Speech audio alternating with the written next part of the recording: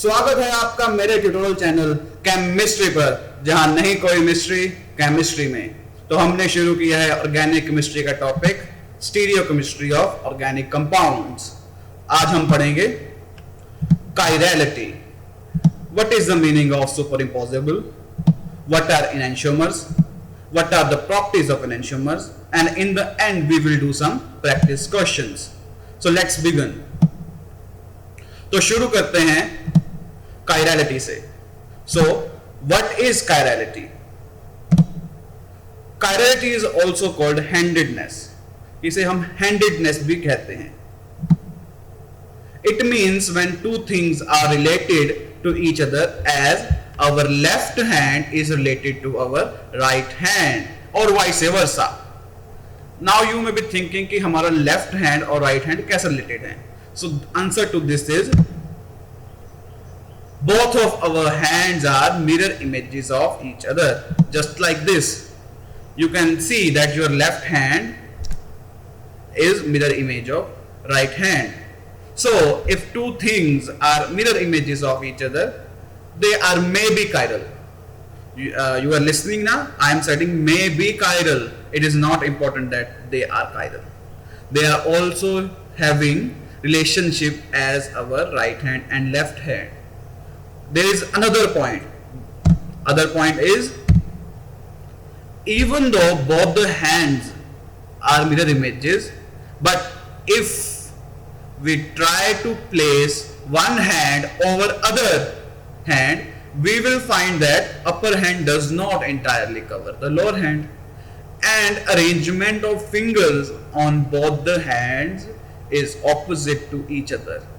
That means if you place your hand over other hand, कि अगर आप एक हाथ के ऊपर दूसरा हाथ रखते हो तो आप नोटिस करोगे कि ऊपर वाला हाथ नीचे वाले हाथ को पूरी तरह कवर नहीं करता है, और उसके अलावा जो फिंगर्स का अरेंजमेंट है वो भी ऑपोजिट है। जैसे ऊपर वाले हाथ में लेफ्ट हैंड साइड है थंब और लोअर हैंड में राइट हैंड साइड है thumb.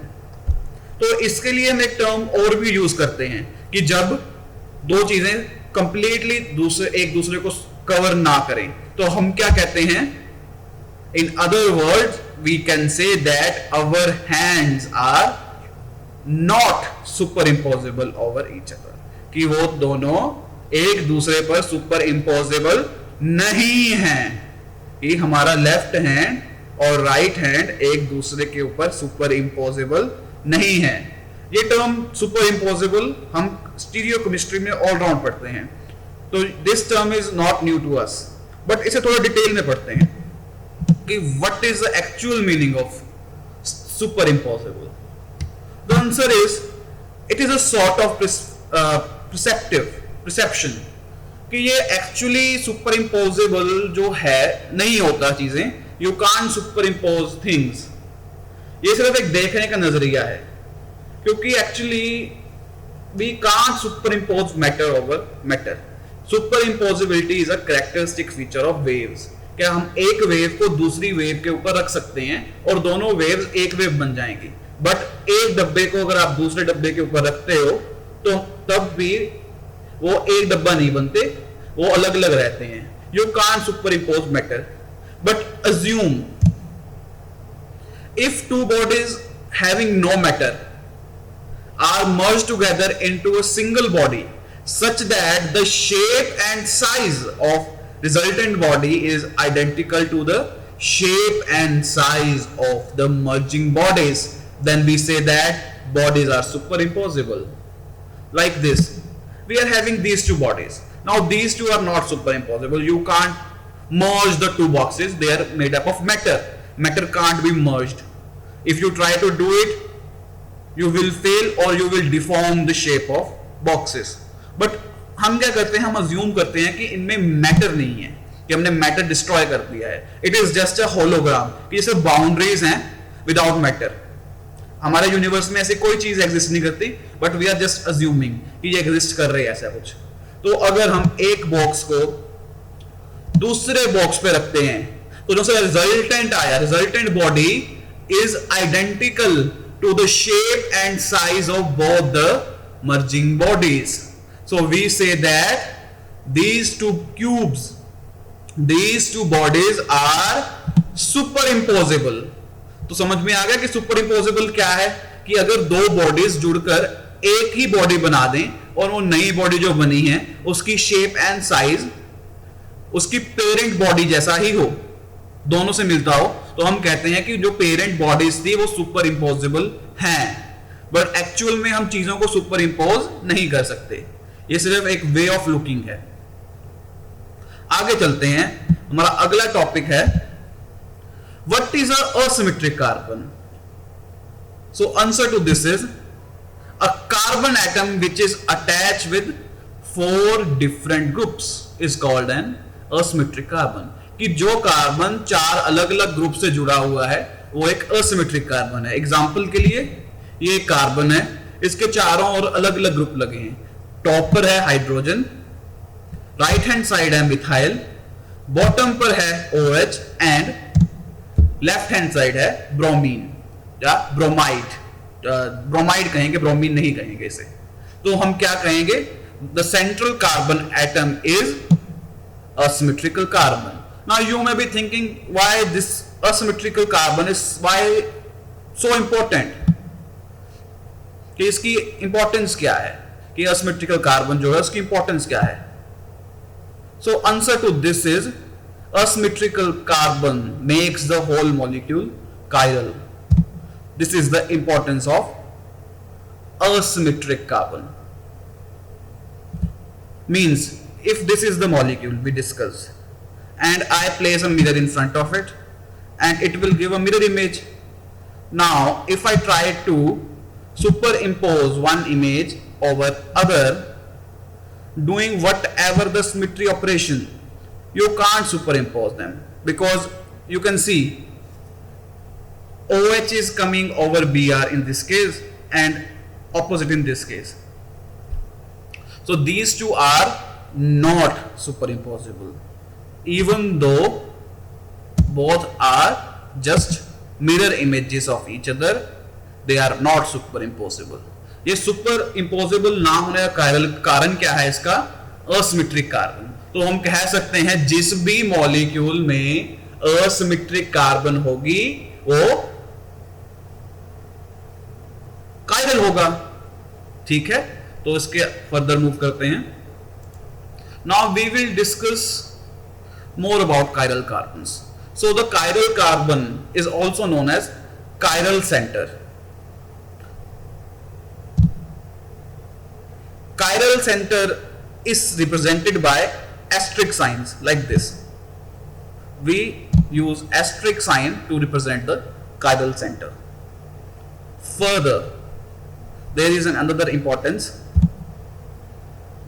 Organic molecules with chiral center are optically active.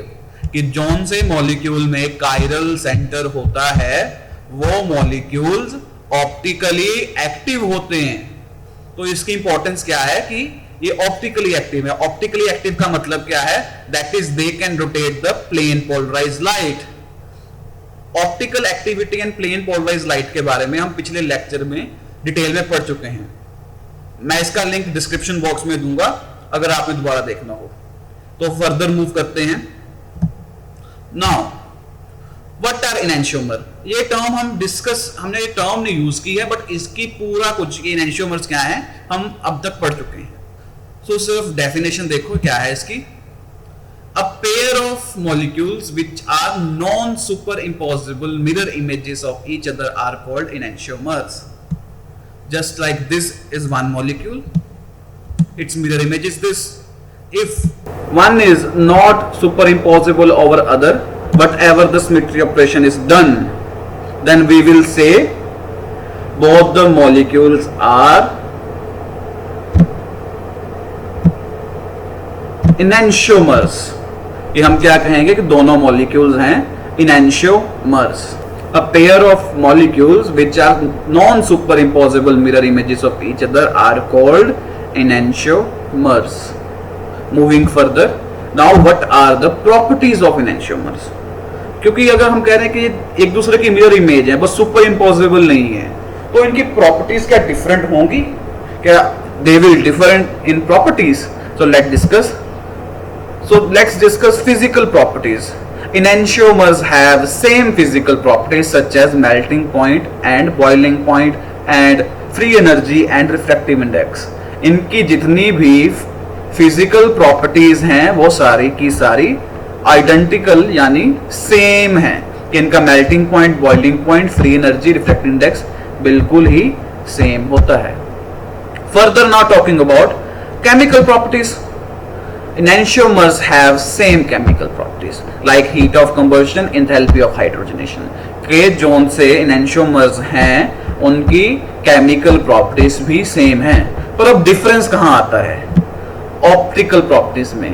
Enantiomers have opposite optical properties. That is, if one of the enantiomer is dextrorotatory, then its mirror image will be levorotatory. अगर एक enantiomer हमारा टेक्स्टोरोटेटरी होगा तो दूसरा जो सा उसका pair होगा, एनेंशियोमेरिक पेयर होगा, वो क्या होगा? लीवोरोटेटरी. सो इनकी ऑप्टिकल प्रॉपर्टीज ऑपोजिट होती हैं. इसके अलावा biological properties. Enantiomers have different biological properties. क्यों? Because enzymes in organism are stereospecific. कि जो से एंजाइम्स हैं वो स्टीरियोस्पेसिफिक हैं. Where only correct molecule with correct orientation can fit. कि जो सी एंजाइम की साइट्स हैं उनमें करेक्ट मॉलिक्यूल जिसकी करेक्ट ओरिएंटेशन होगी वही फिट होगा, दूसरा कोई मॉलिक्यूल फिट नहीं हो सकता. सो एनेंशियोमर्स की अलग अलग बायोलॉजिकल प्रॉपर्टीज होती हैं. एग्जांपल के लिए डी ग्लूकोज जो बेसिक सोर्स ऑफ एनर्जी है ऑर्गेनिजम्स में, वेयर एज जो सी एल ग्लूकोज है वो यूजलेस है. तो इसके साथ हम अपने आज के सेशन के एंड में पहुंच गए हैं. तो हम अब डिस्कस करते हैं कुछ क्वेश्चंस. सो पहला question, which of the following molecule or molecules is having a chiral centre. So these are your example. Now looking at them you can't tell कि किसमें कायरल सेंटर है किसमें नहीं है. आपको इनकी स्ट्रक्चर्स ड्रॉ करनी पड़ेंगी. तो वन बाय वन हम इनकी स्ट्रक्चर्स ड्रॉ करते हैं. So option A. अब इसमें देखो क्या ये कायरल सेंटर है? नहीं. इस पे 3 सेम हाइड्रोजन लगे हुए हैं तो ये नहीं हो सकता. इस पे 2 हाइड्रोजन सेम लगे हुए हैं, ये भी नहीं हो सकता. अब ये देखने पे लगता है कि जैसे कायरल है, इसमें ये ग्रुप अलग है, एक हाइड्रोजन है, बट यहाँ नीचे भी मिथाइल है और यहाँ भी मिथाइल है, तो ये भी कायरल सेंटर नहीं है. तो this molecule is having no chiral center. अब ऑप्शन बी देखते हैं. ऑप्शन बी में यहाँ पे सेम 2 हाइड्रोजन लगे हुए हैं, यहाँ पे एक हाइड्रोजन लगा हुआ है, तो एक ब्रोमीन लगा हुआ है, लेकिन ये 2 ग्रुप्स लेफ्ट और राइट में देखो तो ये 2 ग्रुप्स आइडेंटिकल हो गए, तो ये भी ऑप्टिकली एक्टिव नहीं है. Now going to option number C. Now you can easily look, this carbon is chiral. So answer is C. चलो D को भी देख लेते हैं. अब D में यहाँ पे 3 सेम हाइड्रोजन लगे हुए हैं, यहाँ पे 2 हाइड्रोजन लगे हुए हैं, यहाँ पे 2 बॉन्ड्स एक ही ऑक्सीजन से लगे हुए हैं, तो ये भी कायरल नहीं होगा. So answer to this question is C, कि only C is the optically active और chiral compound. Now next question, which of the following compound is optically active?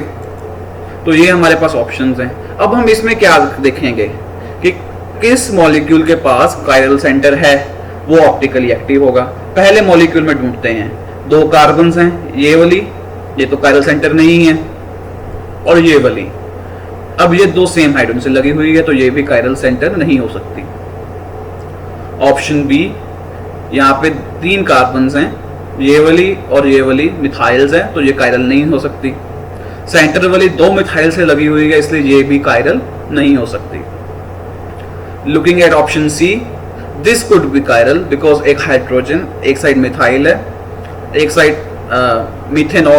मिथेनॉइल group लगा हुआ है और एक साइड OH ग्रुप लगा हुआ है, तो ये दिस इज कायरल.